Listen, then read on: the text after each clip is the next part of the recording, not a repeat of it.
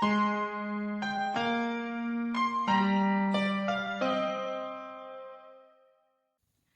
Everyone, welcome back to my kitchen. Hope எல்லாரும் நல்லா இருக்கீங்கன்னு நினைக்கிறேன். ஸோ இன்னைக்கு நம்ம பார்க்க போகிற ரெசிபி ஒரு ஆத்தென்டிக்கான ஒரு சன்னா மசாலாங்க. சன்னா மசாலா நம்ம நிறைய பேருக்கு ஒரு ஃபேவரட்டான ஒரு டிஷ்ஷாக இருக்கும். அதே மாதிரி நம்ம ரெஸ்டாரண்ட் போனாலும் ஒரு சப்பாத்தி, ஒரு பரோட்டா இல்லை பூரிக்கு பேர் பண்ணுறதுக்காக நம்ம ஆர்டர் பண்ணுற ஒரு டிஷ்ஷாகவும் சன்னா மசாலா இருக்கும். ஸோ அந்த டிஷ்ஷை வீட்டில் வந்துட்டு நிறைய பேர் நல்ல ஒரு அத்தன்டிக்கான சன்னா மசாலா வேணும்னு ட்ரை பண்ணுறவங்களா இருந்தாலோ இல்லை அதுக்காக சர்ச் பண்ணுறவங்களா நீங்கள் இருந்தீங்களானாலும் கண்டிப்பாக இந்த சன்னா மசாலா ரெசிபியை ட்ரை பண்ணி பாருங்கள். ரொம்ப குவிக்காகவும் ரொம்ப டேஸ்டியாகவும் இருக்கும் இது. ஸோ நீங்கள் மனசில் நினச்ச ஒரு சன்னா மசாலாவாக இருக்கும். கண்டிப்பாக ட்ரை பண்ணி பாருங்கள். ஸோ அதை எப்படி பண்ணலாம்னு சொல்லி பார்க்கலாம் வாங்க. இன்றைக்கி ரொம்ப குயிக்காக ஒரு சன்னா மசாலா பண்ணுறதுக்கு நான் ஒரு 2 கப்பு வெள்ளை கொண்ட கடலை எடுத்துருக்கிறேன். நீங்கள் இதில் பாதி வேணும்னா போட்டுக்கலாம். நான் கொஞ்சம் நிறையா பண்ணுறேன் இன்றைக்கி. இதுக்கு ஒரு ஆனியன் பேஸ்ட் பண்ணணும். அதுக்கு ஒரு மீடியம் சைஸ் ஆனியன் 3 எடுத்திருக்கேன். பெரிய சைஸாக இருந்தால் 2 போதும். இந்த ஆனியனோடு சேர்த்து அரைக்கிறதுக்கு கொஞ்சமாக முந்திரி பருப்பு உங்களுக்கு எவ்வளோ வேணுமோ வச்சுக்கோங்க. 1 டீஸ்பூன் கசகசா, ஒரு 2 கருப்பு ஏலக்காய், ஒரு 2 இன்ச்சுக்கு பட்டை, ஒரு 4 கிராம்பு, 4 க்ரீன் ஏலாச்சி. ஸோ நீங்கள் ஒரு வெங்காயம் 1 கப்பு சென்னா எடுத்திங்கன்னா எல்லாமே இதில் பாதியாக பண்ணிக்கோங்க. மைல்டாக இருந்தால் போதும். நமக்கு இந்த மசாலா வந்துட்டு மைல்டாக இருந்தால் போதும். இந்த சென்னாவை ஓவர் நைட் ஊற வச்சுருக்கிறேன். ஃபஸ்ட்டு இதை வந்துட்டு குக்கரில் வச்சு வேக வச்சிடலாம்.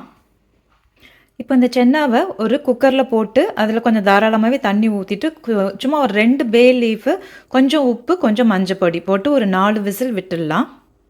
இப்போ இந்த ஆனியன் பேஸ்ட் ரெடி பண்ணிடலாம். அதுக்கு இந்த ஆனியன் வந்து ரஃபாக சாப் பண்ணி ஒரு பவுலில் போட்டுக்கலாம். அதில் இங்கே எடுத்து வச்ச எல்லா மசாலாவையும் இதுக்குள்ளேயே போட்டுடலாம். இப்போ இது எல்லாத்தையுமா சேர்த்து மைக்ரோவேவில் ஒரு 2 நிமிஷம் வைப்போம். இப்போ வெங்காயம் பார்க்கலாம். ஒரு 2 நிமிஷத்துக்கு அப்புறம் ஒரு டிரான்ஸ்பரண்ட்டாக வந்துருச்சு. இந்த அளவுக்கு நீங்கள் வைக்கணும்.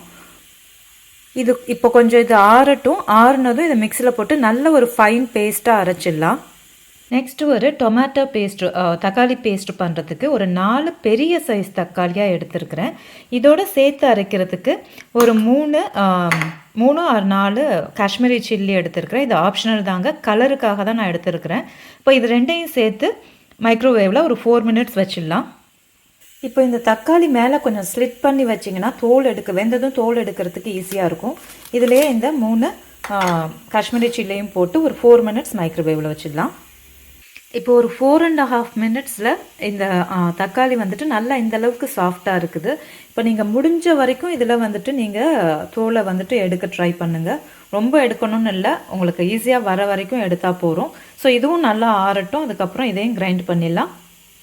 இப்போ இந்த ஆனியன் வந்து நல்லாவே ஆறிடுச்சு. நான் அரைக்கிறப்போ சும்மா ஒரு 2 பே லீஃப் போட்டு அரைக்கிறேன். உங்களுக்கு வேணும்னா அரைச்சிக்கோங்க. அது ஸ்மெல் நல்லாயிருக்கும், பே லீஃபோட ஸ்மெல்லு. இது நல்லா ஃபைன் பேஸ்ட்டாக அரைச்சிடலாம். இப்போ ஒரு கடாயில் எண்ணெய் விட்டுட்டு எண்ணெய் காஞ்சதும் இது ஜீராங்க, சின்ன ஜீரகம் சொல்லுவாங்க. ஸோ இது வந்துட்டு ஒரு 1/2 டீஸ்பூனு. அப்புறம் பே லீஃப் ஒரு 3 பே லீஃப். இது மட்டும் போட்டால் போதும். ஏன்னா ஆல்ரெடி நம்ம மசாலா எல்லாமே இந்த அரைக்கிறதுல போட்டாச்சு. அப்புறம் இந்த ஃபைன் பேஸ்ட்டாக அரைச்சி வச்சிருக்கிற ஆனியன் பேஸ்ட்.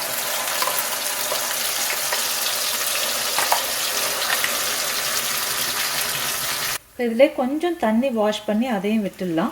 இப்போ ரொம்ப இது வதக்கணும்னு தேவையில்லை. ஆல்ரெடி நம்ம இது வந்துட்டு ஹாஃப் குக் பண்ணியாச்சு மைக்ரோவேவில் வச்சு. அதனால் ஓரளவுக்கு குக் பண்ணினா போகிறோம். ஸோ இது கொஞ்சம் திக்காகட்டும். திக்கானதும் இதில் வந்துட்டு ஜிஞ்சர் கார்லிக் பேஸ்ட் சேர்த்துடலாம். இதோட அரோமா வந்துட்டு ரொம்ப நல்லா இருக்குது. அதுக்கு மெயின் ரீசன் என்னன்னா இதில் நம்ம சேர்த்துருக்கிற கருப்பு ஏலக்காய் தாங்க. கருப்பு ஏலக்காய் கண்டிப்பாக சேர்த்து பண்ணுங்க. அப்போ தான் இதோட ஃப்ளேவர் வந்துட்டு உங்களுக்கு ஒரு நல்ல டிஃப்ரெண்ட்டான ஃப்ளேவர் உங்களுக்கு கிடைக்கும். இப்போ இது இந்த அளவுக்கு கெட்டியானா போதும். எண்ணெய் பிரிஞ்சு வரணும்லாம் தேவையில்லைங்க. இந்த அளவுக்கு கெட்டியானதும் இதில் ஒரு 3 டீஸ்பூன் வந்துட்டு ஜிஞ்சர் கார்லிக் பேஸ்ட் போட்டுடலாம். ஸோ இதையும் நல்லா சேர்த்து கொஞ்சம் நல்லா வதக்கிடலாம் ஒரு 2 மினிட்ஸுக்கு. இப்போ இந்த அளவு கெட்டியாகிறது எனக்கு ஒரு 5 மினிட்ஸ் ஆணுச்சு. மீடியம் ஃப்ளேமில் வச்சு ஒரு 5 மினிட்ஸ் நான் இந்த ஆனியன் பேஸ்ட்டை வந்துட்டு வதக்கியிருக்கிறேன். இப்போது ஜிஞ்சர் கார்லிக் பேஸ்ட் போட்டு ஒரு 2 மினிட்ஸ் மீடியம் ஃப்ளேமில் வச்சு நல்லா மிக்ஸ் பண்ணியாச்சு. இது போகிறோம். இதிலே நம்ம அடுத்து வந்துட்டு நம்ம மசாலா பவுடர் எல்லாம் ஆட் பண்ண ஆரம்பிச்சிடலாம். ஒரு 1/4 டீஸ்பூனுக்கு மஞ்சள் பொடி, ஒரு 4 டீஸ்பூன் எடுத்திருக்கேன் இந்த அளவு சென்னாக்கு. 4 டீஸ்பூன் வந்துட்டு கொரியாண்டர் தனியாத்தூள், ஒரு டீஸ்பூன் வந்துட்டு ஜீரா பவுடர் சேர்த்துருக்கேன். நான் இன்னொரு 1/2 டீஸ்பூன் அதுக்கப்புறம் சேர்க்கலான்னு இருக்கேன். இப்போதைக்கு நான் 1 டீஸ்பூன் சேர்த்துருக்கேன். சில்லி பவுடர் 1 டீஸ்பூன், அதுவும் நான் அப்புறமா ஒரு 1/2 டீஸ்பூன் நான் பார்த்துட்டு சேர்த்துக்கிறேன். இதில் நான் சென்னா மசாலா பவுடர் வந்துட்டு ஒரு 1.5 டீஸ்பூன் சேர்த்துக்கிறேன் நான். ஸோ நீங்கள் எந்த பிராண்ட் வேணாலும் சேர்த்துக்கோங்க. நான் சென்னா மசாலா பவுடர் ஒரு 1.5 டீஸ்பூன் சேர்த்துருக்கேன். இப்போ இதையெல்லாம் சேர்த்து ஒரு ஃபியூ மினிட்ஸுக்கு நல்லா வதக்கிடலாம். இந்த பேஸ்ட்லேயே தண்ணி விடாமல் கொஞ்சம் ஒரு ஃபியூ செகண்ட்ஸுக்கு வதக்கிட்டு அதுக்கப்புறம் கொஞ்சமாக தயிர் சேர்த்துக்கலாம் இதில். ஸோ ஒரு 30 செகண்ட்ஸுக்கு நல்லா ஒரு லோ ஃப்ளேமில் வச்சு நல்லா மிக்ஸ் பண்ணி விட்டுருக்கேன். ஸோ என்னுடைய சமையலில் கொஞ்சம் எண்ணெயெல்லாம் பிரிஞ்சு வராதுங்க. ஏன்னா நான் அந்தளவுக்கு எண்ணெய் விட மாட்டேன். எண்ணெய் கம்மியாக விட்டாலே நல்ல டேஸ்டியாக சமைக்கலாம். எண்ணெய் விட்டால் தான் டேஸ்டியாக இருக்கும்னு கிடையாது. ஸோ எண்ணெய் கம்மியாக விட்டாலே போதும். இப்போ இதில் ஒரு கெட்டி தயிராக ஒரு 2 to 3 டீஸ்பூன் விட்டுக்கலாம். நான் ஒரு 2 டேபிள் ஸ்பூன் விட்டுருக்கேன். ஸோ இதையும் நல்லா ஒரு ஃபியூ செகண்ட்ஸ்க்கு நல்லா கலந்து விட்டுடலாம்.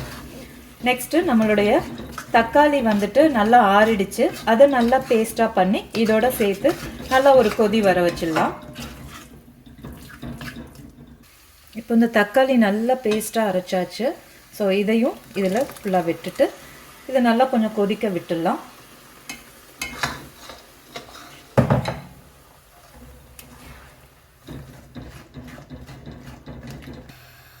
இப்போ இதுலேயே ஒரு 1/2 கிளாஸ் தண்ணி ஊற்றி சும்மா இந்த கன்சிஸ்டன்சிக்கு கொண்டு வந்துடுங்க. இப்போ நம்ம மசாலா ரெடி. ஸோ இதில் எனக்கு உப்பு, காரம், புளிப்பு எல்லாமே கரெக்டாக இருக்குது. மசாலா எல்லாமே கரெக்டாக இருக்குது. இது கொஞ்ச நேரம் கொதிக்கட்டும். அப்புறமா இதில் சென்னா சேர்த்து ஒரு விசில் விடணும். நீங்கள் டைரெக்டாகவே குக்கரில் பண்ணிக்கலாம். நான் சும்மா வீடியோக்காக நான் கடாயில் பண்ணுறேன். நீங்கள் டைரெக்டாகவே குக்கரில் எல்லாத்தையும் போட்டு வதக்கி அதிலேயே சென்னா போட்டு ஒரு விசில் வச்சு எடுத்துடலாம். இப்போ இதை மூடி வச்சு ஒரு 5 மினிட்ஸ் கொதிக்க வச்சுருக்கேன். இந்த அளவுக்கு திக்காயிடுச்சு. இப்போது வேக வச்ச சென்னா எல்லாத்தையும் போட்டுடலாம்.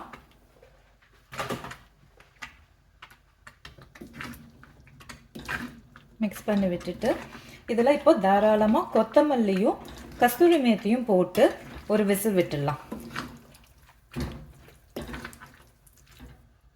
ஸோ கஸ்தூரி மேத்தி இவ்வளோ எடுத்திருக்கேன். நல்லா இப்படி கசக்கி போடுங்க. அப்போ அந்த ஃப்ளேவர் வந்துட்டு நல்லா வரும். விசில் விட்டு எடுக்கும் போது கூட கஸ்தூரி மேத்தி இன்னும் ஒரு 1/2 டீஸ்பூன் போட்டு எடுத்தால் இன்னும் அந்த ஃப்ளேவர் இன்னும் நல்லாயிருக்கும். இதிலே கொத்தமல்லி ஸோ எடுக்கும் போதும் கொஞ்சம் போட்டுக்கலாம்.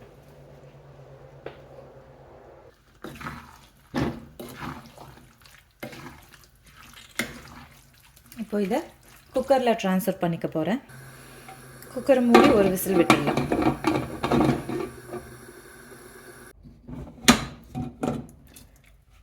ஸோ நம்மளுடைய சென்னா மசாலா சூப்பராக ரெடி ஆகிடுச்சு. ஸோ நல்லா கரெக்ட் கன்சிஸ்டன்சியில் இருக்குது.